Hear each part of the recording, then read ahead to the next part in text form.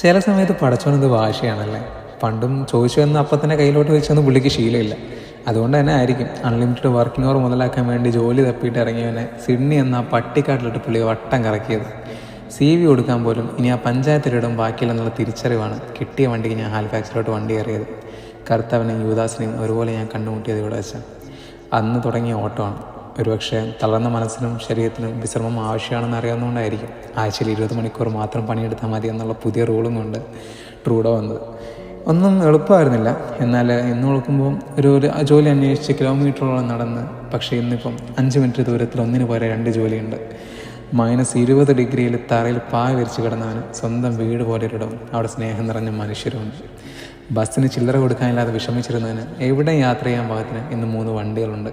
അങ്ങനെ എണ്ണിയാൽ തീരാത്ത എത്രയെത്ര അനുഗ്രഹങ്ങളാണ്.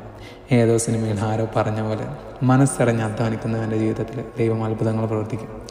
എൻ്റെ ജീവിതത്തിൽ പ്രവർത്തിച്ചു.